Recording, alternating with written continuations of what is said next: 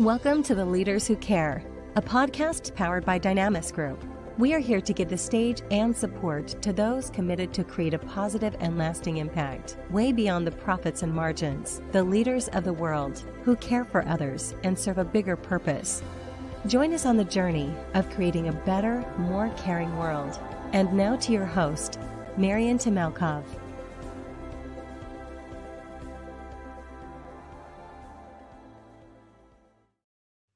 Hello, dear audience, and happy Wednesday. As you know, we're on a mission to bring together some of the most caring leaders from every corner of the world. Today, we will be talking about a very specific topic and welcoming a leader who cares to make a difference and take care of patients and empower them. And I have the privilege to welcome Blanca Baez. Blanca, welcome on the Leaders Who Care, and thank you for taking the time to share your story that have shaped you and made a difference in your personal life. Thank you. Thank you for having me, Barry. It's my pleasure. Blanca, I got really intrigued from our previous conversations of what you do and disrupting the world of patient data. And you founded DBounce, which is what you referred to as the Spotify of patient data.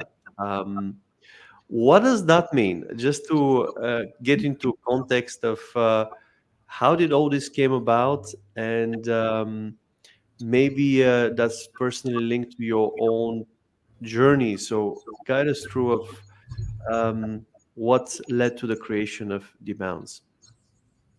Thank you. Yes. I feel like DBounce is really the result of many of the most important things that have happened in my life, both personal and professional.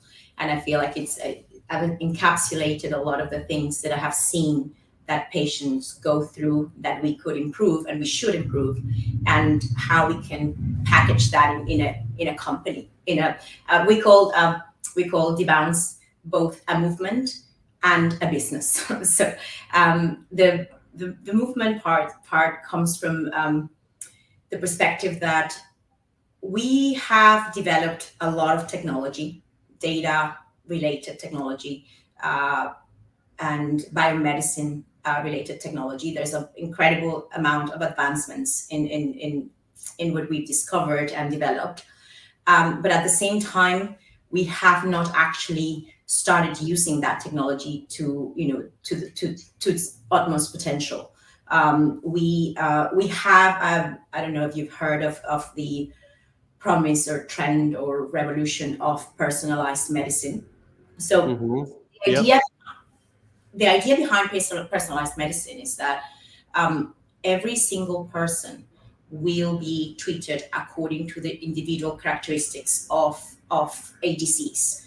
So typically, most diseases have a molecular pathway that it's bringing them about, and that can be seen through our genomic data. So not just the genes that we have inherited from our parents, but also the way they actually manifest in an individual, depending on the individual characteristics.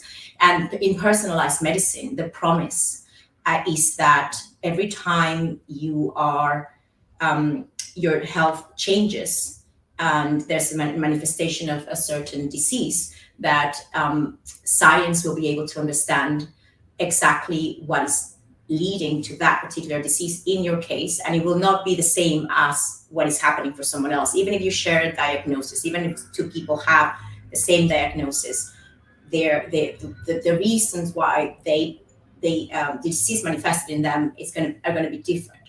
So if we are able to understand at an individual level what's led to what's happening to a person and what's led to this person becoming a patient of a particular diagnosis, we are able to treat them with more certainty. We're able to define in advance what kind of treatments are going to work for them, what kind of treatments are not going to work for them, and what's going to be safe and unsafe, and also what's going to give them the best, what kind of changes in their life are going to give them their best outcome. We have the technology to do this, but we unfortunately are not using it to the best of its advantages. And so for patients and for people, this is very important, because when you're a patient, when you become a patient of any ailment, the typical experience that happens is that you are typically waiting for a diagnosis. You don't know what's wrong with you. You know something is wrong, but you don't know what it is. Many people go underdiagnosed or misdiagnosed or wait for a diagnosis for a long time, even years, decades even. So this is very, very difficult to face, right? You have the uncertainty that what's wrong with you. And then once you get diagnosed, you're typically told that you're going to be, you're told what's the prognosis that you've got, but also you're told that they're going to try a treatment in you, and they're going to see whether it works and what happens with it. And so there's another, nail biting situation where you're like, it's going to help me? Is it going to make? Isn't diagnosis come from like duo, like diagnosis, two opinions? Is that not from an old Greek world where actually it's actually diagnose means two opinions? It doesn't actually mean one opinion. Am I right to say that? You mean the actual word, the actual word? I think diagnosis. That's a really great point. Because if it's duo, diagnosis, from the Greek word, I'm not sure what it actually means two opinions. Because if it means diagnosis, that means they're not certain of what it is with you. So that's why it gives you like a couple of the actual word means uncertain of what's wrong with you. Actually, I think you're right. And obviously, we've done a lot of advancements, and obviously when a patient, I don't know, centuries ago, when someone would get sick, there was even less. So we are in a great place. But what I'm trying to say is that molecular biology and just in general biomedical research has advanced a lot to be able to know exactly, to apply tests and know exactly what's happened to a patient. But today, if you are a person who gets sick, you typically don't get a personalized medicine experience, because it would mean that you get access to sequencing technology. It would mean that your tissue or your blood is sequenced so that we understand the molecular characteristics of your disease. And it would mean that someone has the whole record of what's happening in your life, all the symptoms and the manifestations of disease or the changes in your health state and your lifestyle. And then if you put all of those, both worlds together, then you can do personalized medicine. But today, we don't have, not just the access to sequencing technology is a problem, or the reimbursement of it by the healthcare system, but the problem also is that we are not collecting directly, the experience of the person through their changes of health states and through their manifestation of disease. We're not doing that, and that's what DBounce is about. DBounce is about giving the voice to the patient and letting everything that the patient is experiencing be taken into account in every decision about their health and their treatments, and in every biomedical research project that anyone embarks in the world. Right now, the only way of inferring, we call this in biomedicine, we call it symptomatic phenotypes. So this phenotypic data is inferred from electronic health records that are captured by doctors and nurses and whoever is a healthcare professional who's helping you. But by definition, it means that it's episodic, that it's only captured when you go to the clinic, when you go to the hospital. And so we're missing a trick. We're missing a trick with all this data that we need. So DBounce is a platform that allows patients to report everything they need to report and they want to report about their state of health. And then we do magic. We do alchemy with that data. We basically package it so that it can be used by researchers for biomedical research, people who are finding cures and finding ways of modifying diseases. And we also we give that back to the patient in a summarized fashion, so the patient or the person can also use it for themselves. So I have a question. If somebody has obviously a particular problem, everyday people are unwell or have diseases, so but they haven't collected that data, could they receive personalized medicine, or is it without that data that so far, how could they get access to it? Is there a way for I them mean, to it depends on what's wrong with you. The best example is cancer. So in oncology, people who unfortunately get diagnosed with cancer, which by the way is 1 in 4 of us now. I mean, it's a very high prevalence and incidence of cancer, as we know. In some countries, you do get access to, as I was talking about, sequencing technology that with the biopsy of the tumor or the sequencing applied to your blood, if it's hematological cancer, they get to see the characteristics of your cancer at a molecular level, and then they can pair that with what we know about all the drugs available, and they can give you something a little bit more tailored to what's happening to you. So you can get access in that way, but the developing world doesn't have much of that unless you have access to private healthcare insurance, which is back to diversity and equity in health is a big issue, right? Not everyone gets access to that. But like I said, if a person has a problem, any problem, any disease that they develop, they typically are seen in a siloed way. So truly personalized would be if they take into account everything that's happening for you and all the different conditions you may be having. Most of us are comorbid, as we call, which means we have more than one condition, and this is, there's no one who's joining that up. You as a person have to be joining everything up, your own care. You go and see a specialist to be seen about your lungs. You go and see someone else about your stomach. You go see someone else about your mental health. This is not joined up, and that is needed for personalized medicine as well. So we're, as I said, we're not doing it the best we can. We have developed technology. We have more technology than we're using, if that makes sense.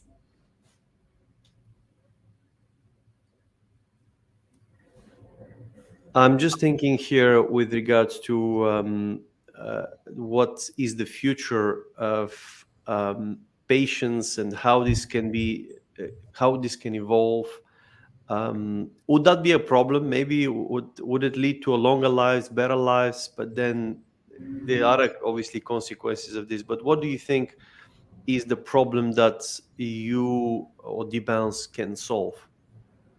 So the problem we can solve is a collection of that data. There's a lot of problems there's a lot of things we have to do to enable personalized medicine. DBounce doesn't want to be, cannot be. Not a single company can be the one that solves everything.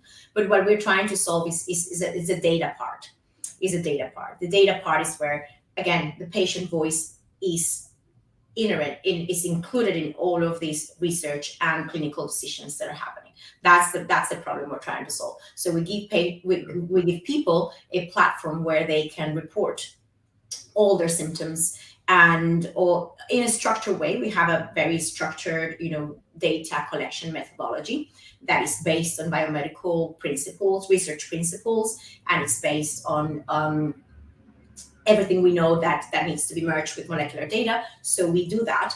But but for the person, it feels, one of the things we're bringing to market is that it feels very different to the way people ask questions today of your health. So today is a very dry, a very, very tedious system and process where you have to answer a lot of questionnaires, or where someone is asking you questions and some questions are not even applied to you, etc. So the platform allows people to report these.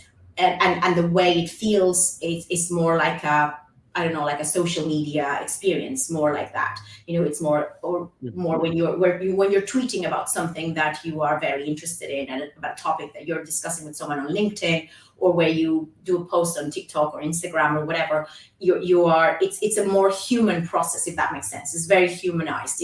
Your emotions count, because they count a lot for disease, but you're not supposed to be, talking about emotions when you're talking to your doctor, right? You're supposed to be talking about other things, but there's a very important bidirectionality of disease and emotions. So, we create this platform that is fully human and holistic, and so that people can really express everything they need to express. And we do the job of building, transforming and transposing that into data sets that can be actually used, which is one of the problems that we've got today, that we don't have enough data to make decisions, to make all these discoveries. So I like what you just said, a connection between disease and emotions. Tell us more about that. What is the connection between the two?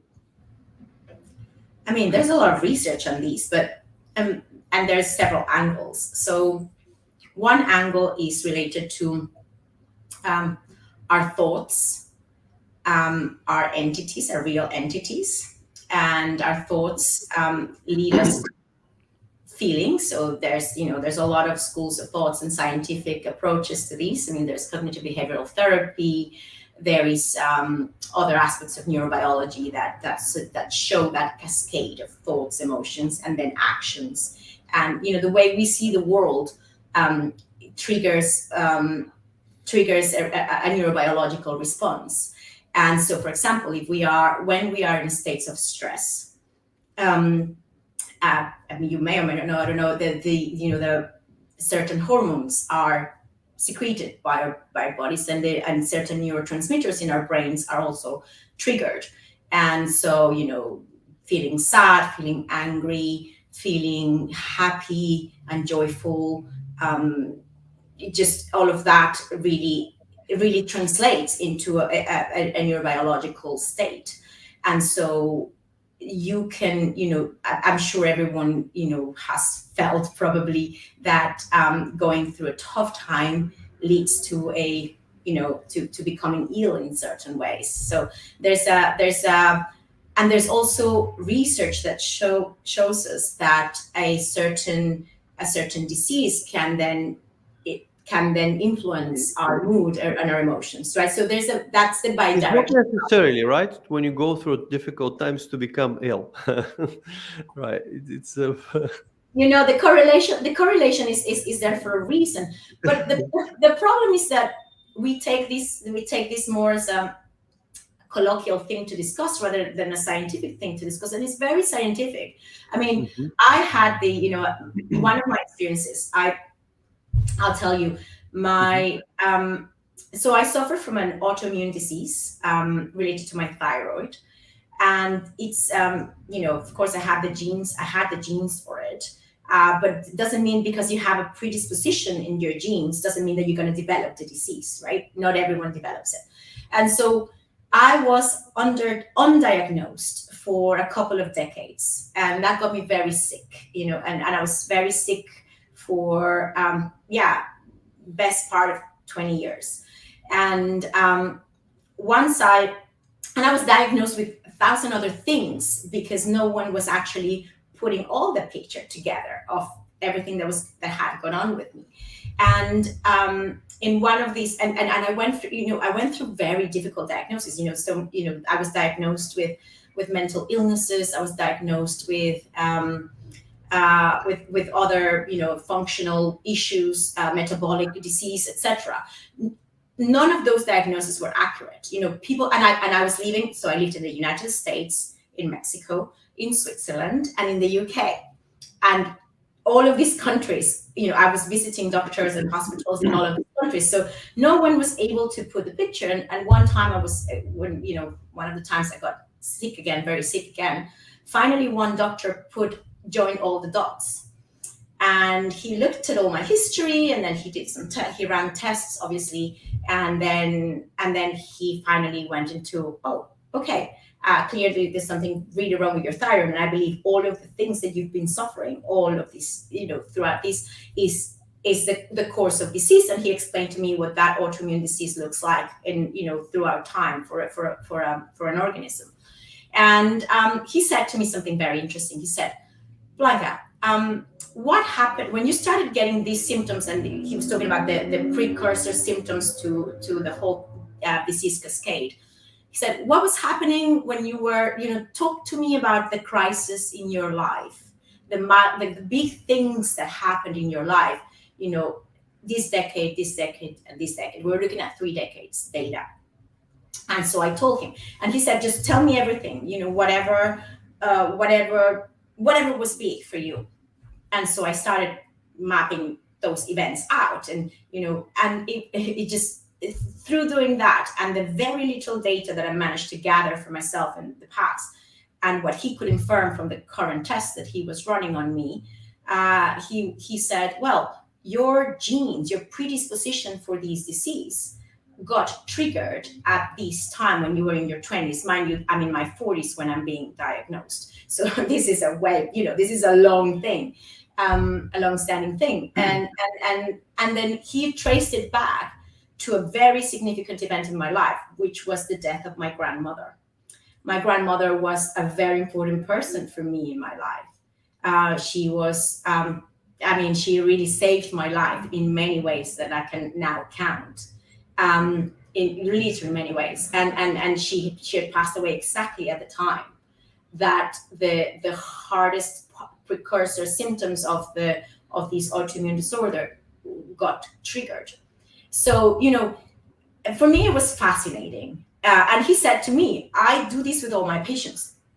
I get to if I were to do a proper study, right, linking milestones or really big events in people's life, and they don't have to be something so dramatic and something so tragic like what I'm talking about. It could be something positive too, but any of these things are very linked to what we call today the field of epigenetics, which is how your genes, you have a predisposition, but your genes get turned on and off depending of other what we call perturbances, right, in your environment.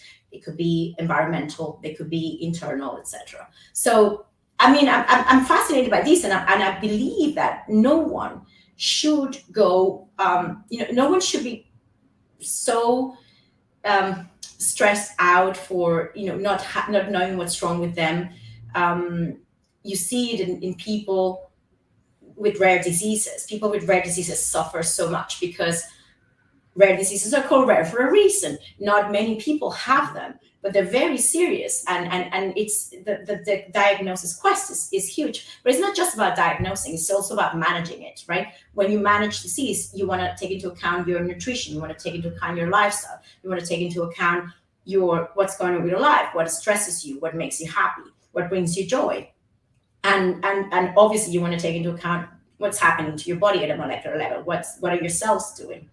So all of that is just, I find it fascinating, and I find it sad that today is not more, that world of emotions is not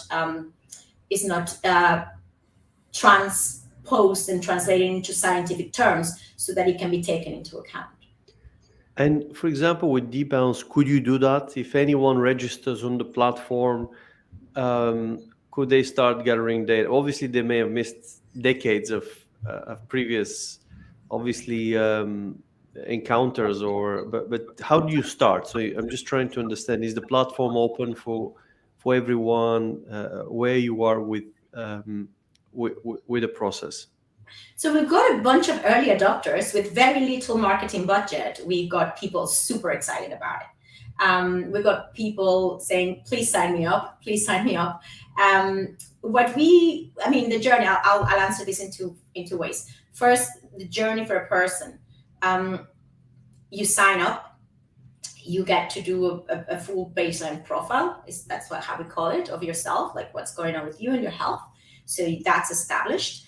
Then the system, using artificial intelligence and machine learning, puts you into different cohorts, and then looks at what you are, what does science need to know about you today? Because, as a collective, pharma companies and other research entities are trying to solve these big questions about these kind of conditions. So we look at those big questions, meta questions that everyone has in the industry.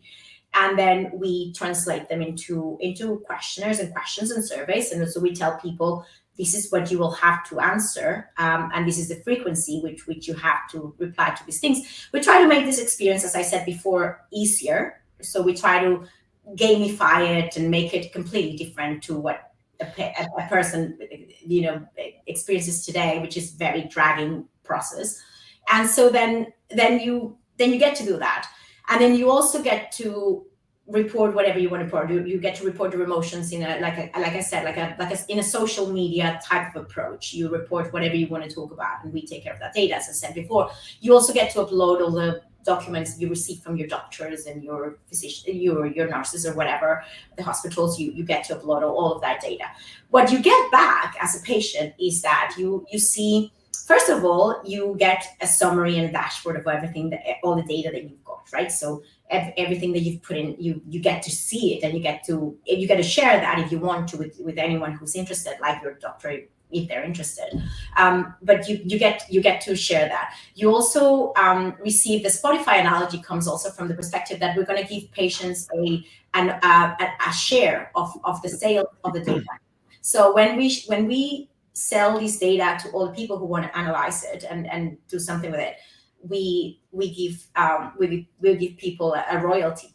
So it's a cash equivalent royalty, so they can change it for cash. They can exchange it for some healthcare related benefits that we'll negotiate with them in their locality.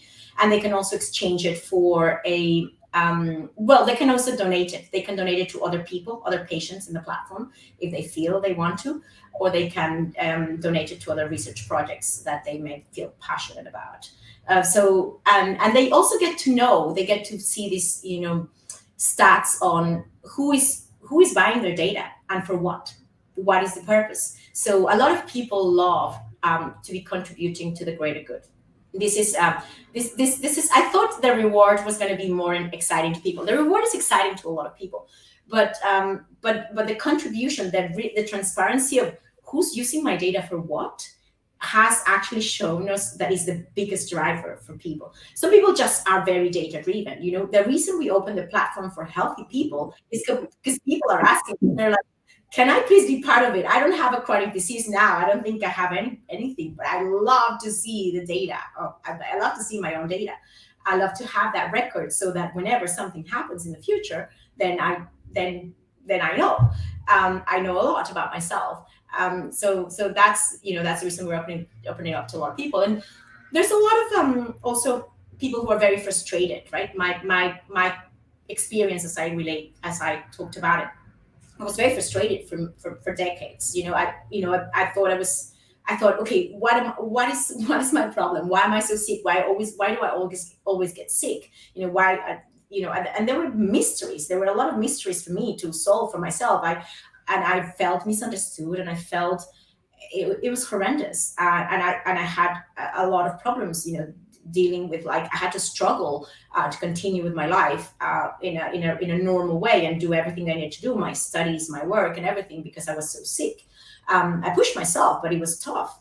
So a lot of people just want to make sure that they are being heard, listened. That's one of the biggest gifts you can give to someone.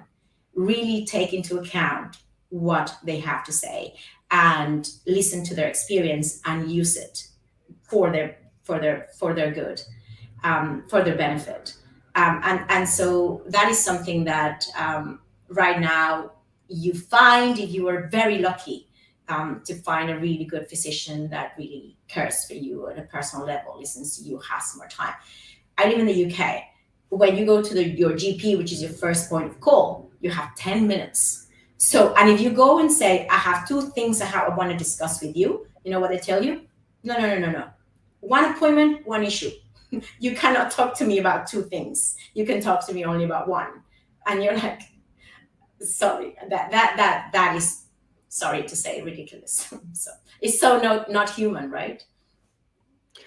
Well, thank you for sharing that, Blanca. And it seems like really there's a lot of technology and a lot of potential. My question here, you said AI and using the data, which sounds really very helpful for a lot of people, because that way they can marry their data or their past experiences, their overall health, with even the emotion that they experience can you record your emotions on a daily basis, or is it just a one-off? I'm just trying to think, what is this? Is that a tracker that is going to continue just from the continue on the customer journey? Once they upload their data, what happens? Do they go back regularly to update it?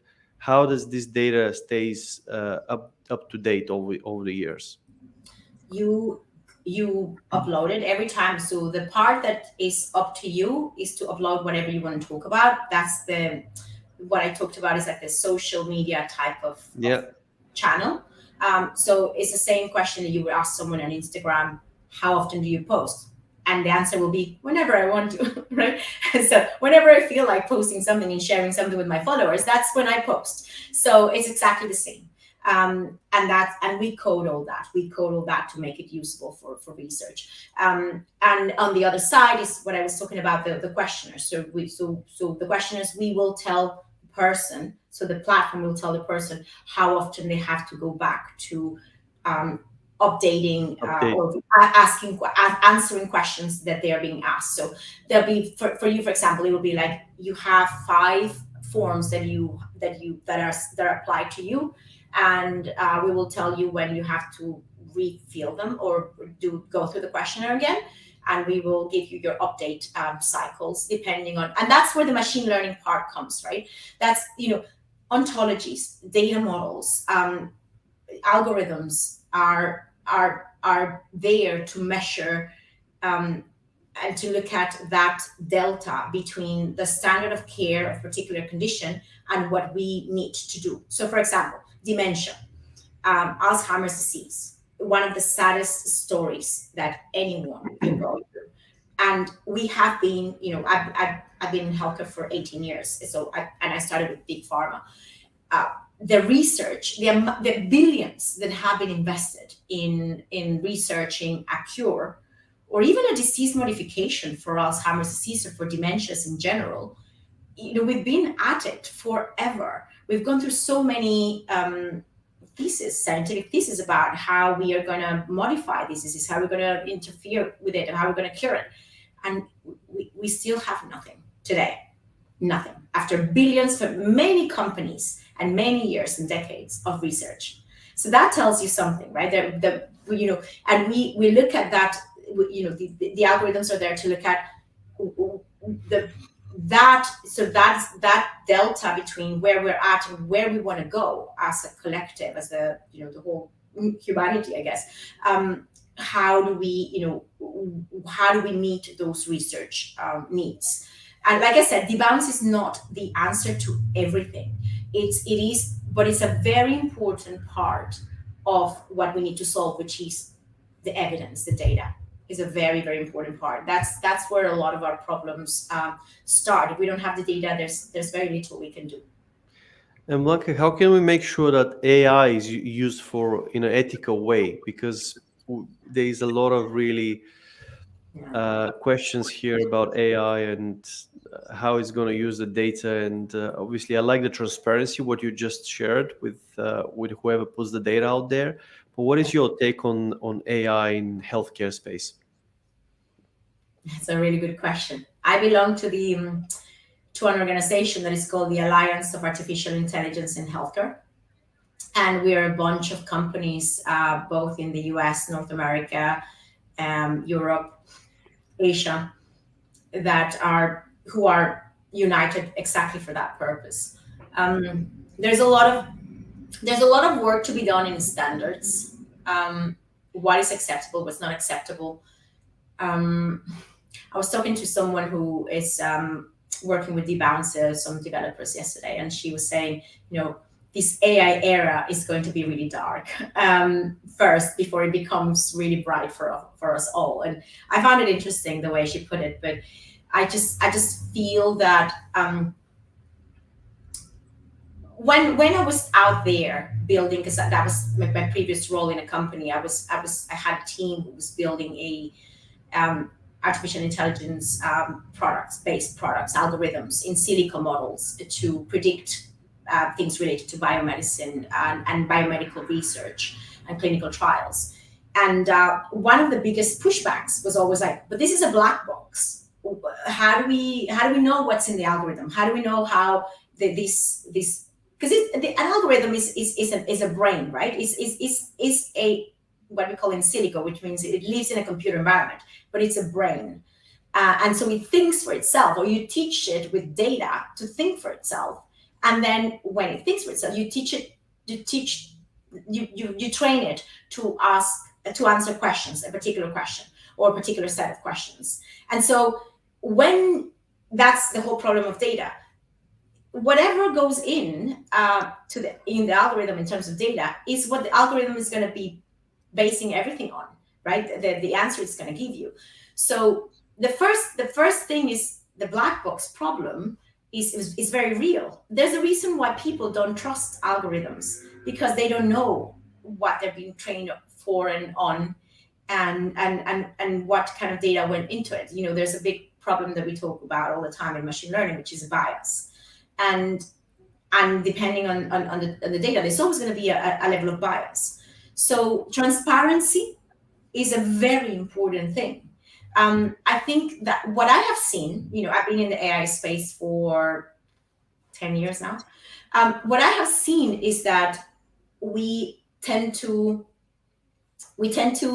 be very greedy, I think, with these technologies. You know, we tend to think that we're gonna just underpin and upend almost everything that can be upended, and we need to be very humble. We need to be very humble. We need to know that this is trained for this and it has these biases. If you understand that, okay, maybe you have to translate it into plain language for the general population. But if we know that and we share that, then we all know.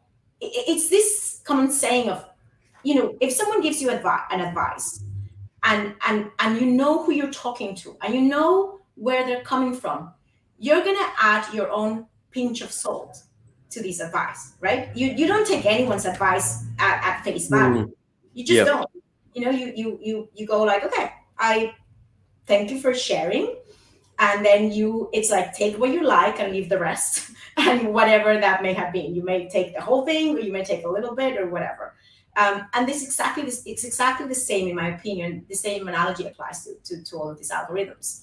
So if we have that transparency and that translation into plain language of what is this really trained to do and where are the biases, then we're able to ride the wave of understanding and introducing these artificial brains into our lives. We may end up saying, I don't like this one because the bias that it's got, it doesn't help me.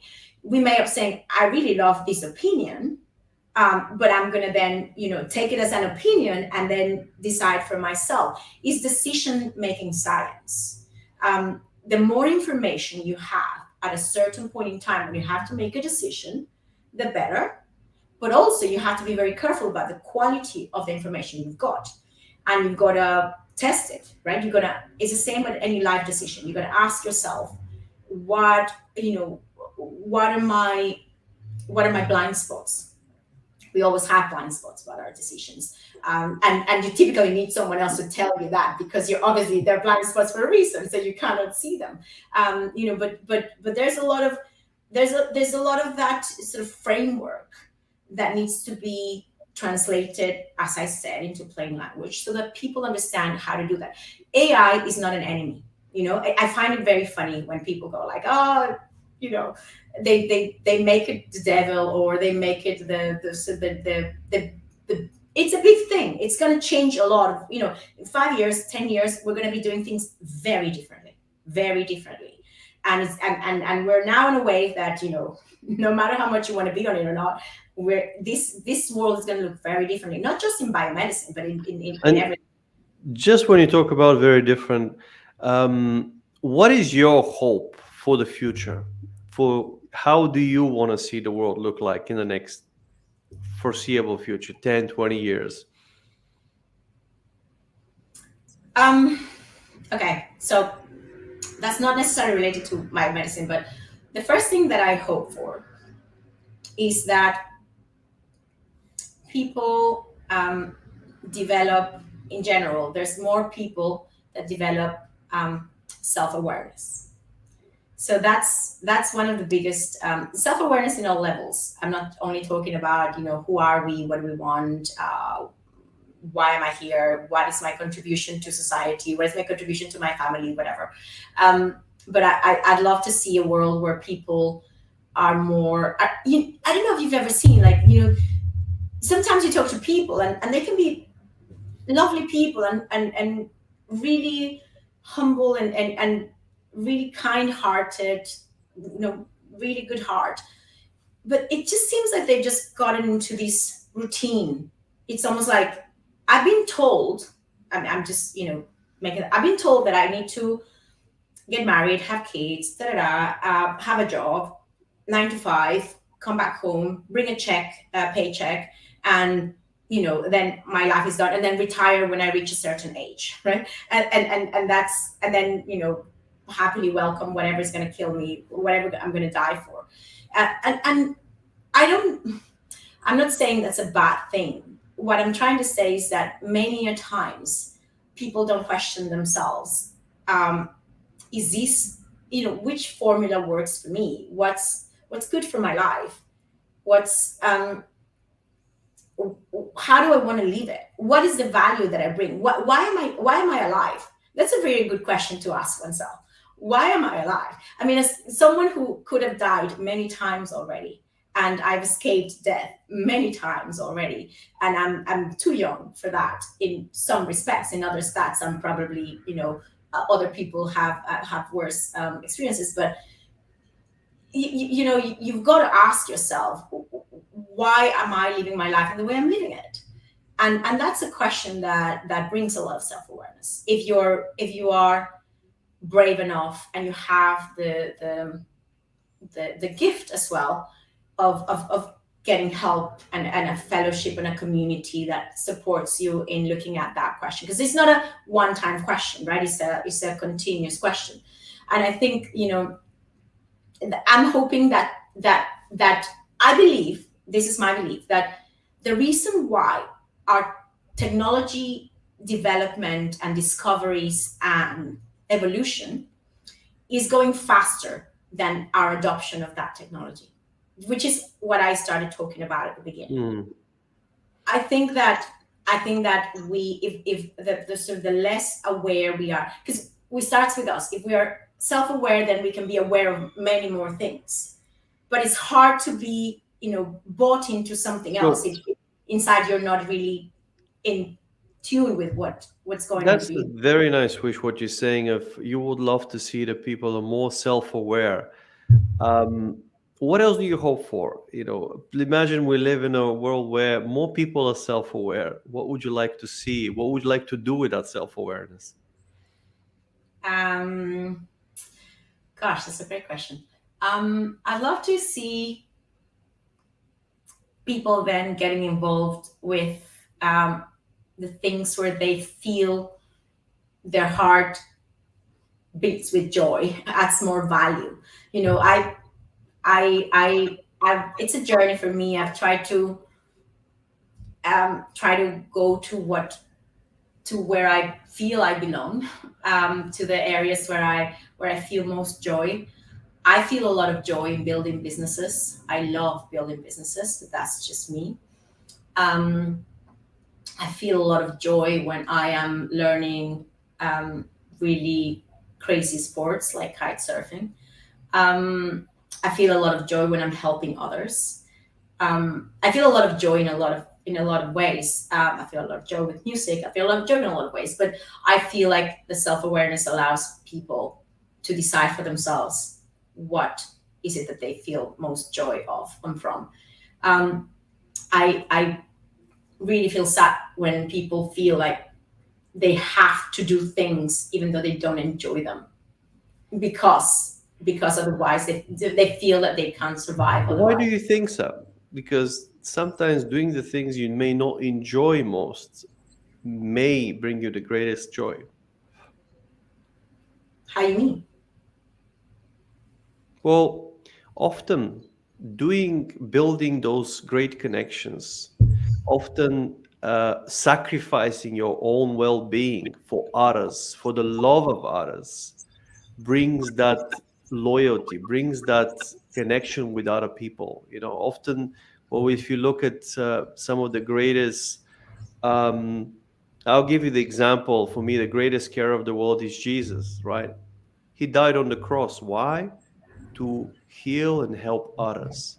So, did he enjoy that? No. I can tell you he didn't enjoy that to die there, but he did it for people. And that brought, obviously, uh, his blood. You know that you know about spirituality. When somebody dies and their Yes. last wish counts, because that transfers. Mhm. Because and he said, I give my blood for forgiveness of others. So what I'm saying is, when you look at love, what is love? Love is not. So I'm just very careful when you say joy, joy, joy. I am not following the God of joy. So God of joy is good to do joy. Don't get me wrong. There's certain satisfactions, but often when you look, the deepest connections and love is not come with always with lots of joy. It may have come with a lot of dissatisfaction and hardship, but that may have evolved in why people like they go through really difficult moments, but they feel so connected later. They feel so. To become an athlete, you think Michael Phelps enjoyed all the time his swimming? No, ask him. He can tell you at some points he was not. At some point he was really the breaking point. But what did he do? He was the greatest in that field. So I'm just right. So sometimes when you talk about joy, I I'm not against that. Definitely the joy is so important. But sometimes joy is not first. Love is first. And then the joy comes. Now, thanks for that challenge. Yeah, that's a great point. I guess I don't think you and I are talking about different things. By the way, I think it's a play of semantics here.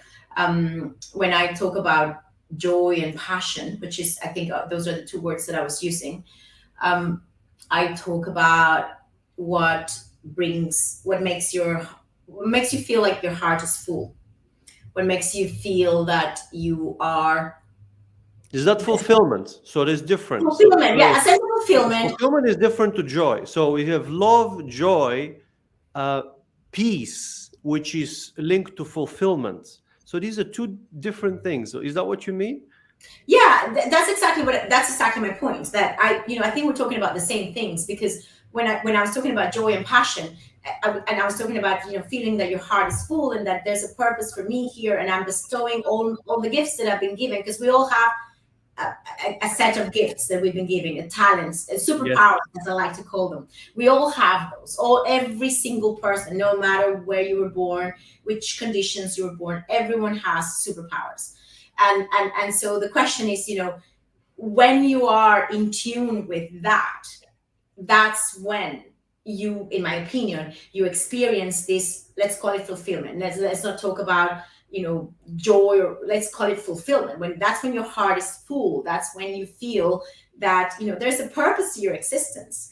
I like And that because when you serve others with your gifts or your blessing to humanity, in other words, serving the purposes of God and being blessing to humanity, that's what gives you the fulfillment. That you say, I am valuable, but you using your gifts and you make things with ease rather than uh, with a lot of like with really a lot of hard work. I mean, the hard work counts, but you have that feeling of is that what you mean? Is that how that's you? totally what I mean. I mean, I think like I said, it's a play of semantics. You're talking about fulfillment, and I yesterday I was part of yesterday or the other day, I can't remember when, but I was part of a group that Yeah. looks at meaning of life. And this trainer was talking about how do you live your life with ease, joy, and meaning. So she was Mm. putting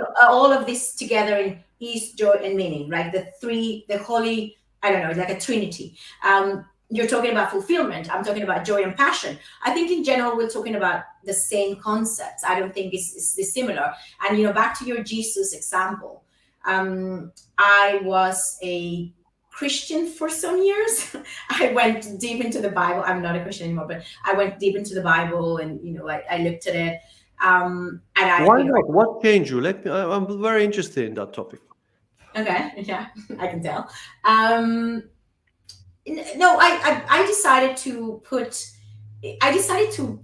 go a little bit beyond religion, like I'm beyond. not religious, so just to separate, I'm not religious at all. I'm very spiritual, like you are. Mhm. But for me, I separate. How do I differentiate? Religion for me is principle. Well, let's say following canons that are often coming from different branches of religion. Right? They are often designed from people to people, which I more see as a way. And I don't disrespect them. I just think that's more of the human side of it. Mhm. But there's not much power in it, in those following those. What I'm very interested is in the power. When somebody prays for you and you have a disease of cancer and your doctor says you've got 3 months left of your life, and suddenly somebody comes and prays to you and heals you, and you think, how is that possible? And science cannot explain that. Christianity is either power or nothing. For me, that's what I'm interested in. And that's why I can tell you that following certain standards of process doesn't have that fire, doesn't have that love. I mean, we don't know God really, or Jesus. Well, that's why Jesus was sent, because we had an interpretation of what God looks like. And then Jesus showed the way by his way of living. That's why he is the greatest carer, because he came to not to get anything for him. He was just serving, helping, lifting, and he came to help the ones who needed most help, even though the most powerful were very interested in him.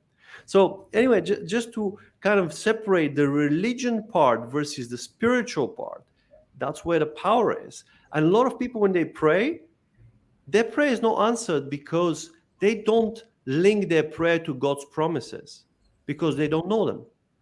And there are more than 7,147 promises in the Bible. And if you know them and link your prayer to them, you've got the power. But the people don't do it. I don't disagree with anything you're saying at all. It is almost like, we could talk about this for hours, but what I do know, and I'm very convinced of, is that Jesus is not the only one who has, come to taught over time, taught humans and humanity this big. But he's the only one who resurrected and he came back to life.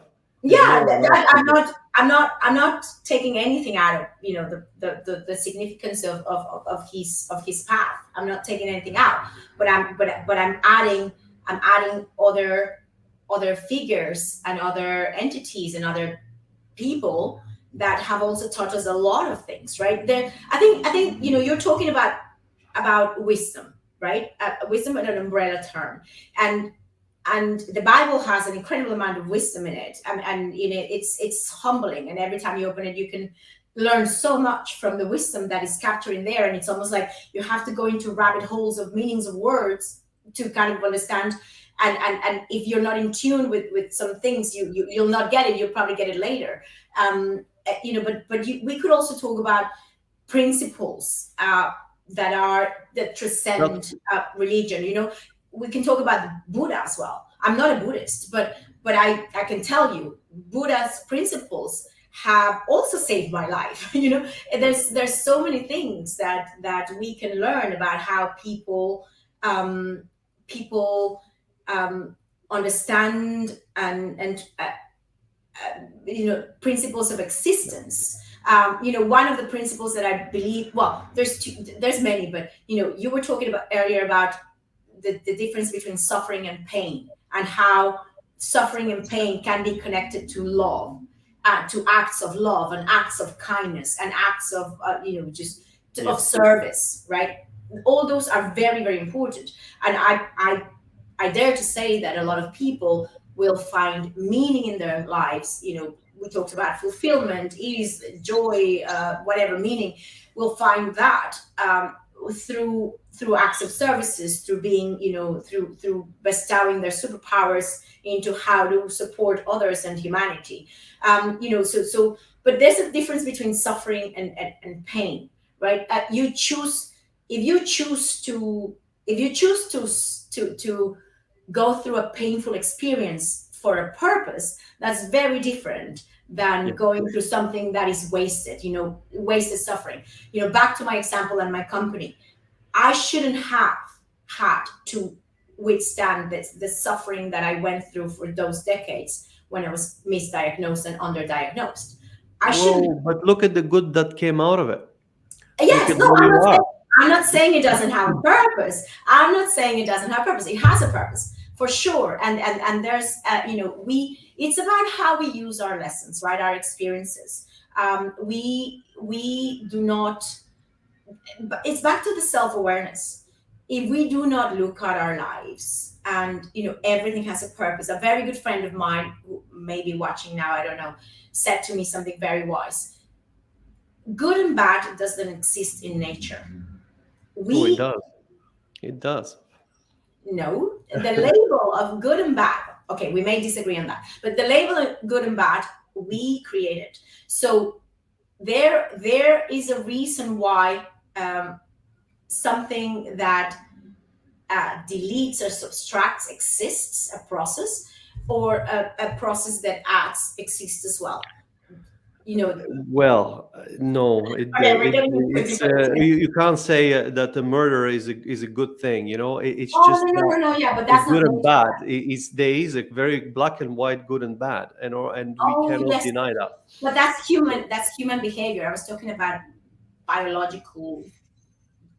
I was talking about biology, like nature. That there's no murder with a